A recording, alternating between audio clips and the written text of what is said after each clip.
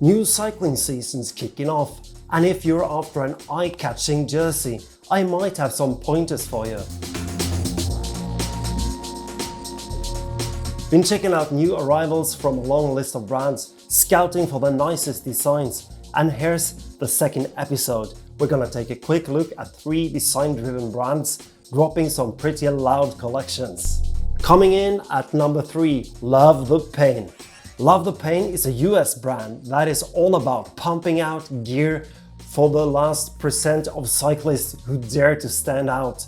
Their collection ain't massive, and for a brand aiming at a niche audience, I reckon it's crucial not to chum out too many products to keep the finances in check. Anyway, if you ain't familiar with Love the Pain yet, I suggest you take a peek. Some of these styles are actually 2023, so for all the new styles we might check back later. But the cool thing anyway is that you can ride around in sick gear that nobody else has got. And check out what I found on sale on their website. A speed suit in hot pink pixel design at a cracking price. It gives me a real buzz when I come across stuff like this. In the runner-up spot, ATTAQUER.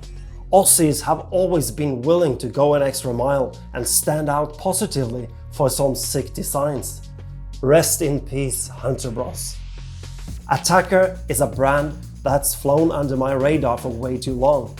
Maybe because their designs have consisted of too many block color pieces. But now they are in it with a collection that's far from boring. Their website is a proper trip of party vibe. And they are pushing a wicked little series, praising the black light, the tattoos. Yeah, it's just taking off. If you dig deeper into the site, you'll find plenty of those block-colored, more generic stuff. But hats off to ATTAQUER for dropping a totally sick collection that has got me itching to buy. Now, we weren't supposed to talk about anything other than jerseys, but I got to show off these shorts.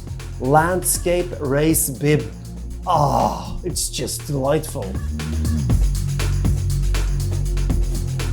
Taking the crown at number 1, RH77. This is another brand that used to play it safe with their designs and has now gotten bolder.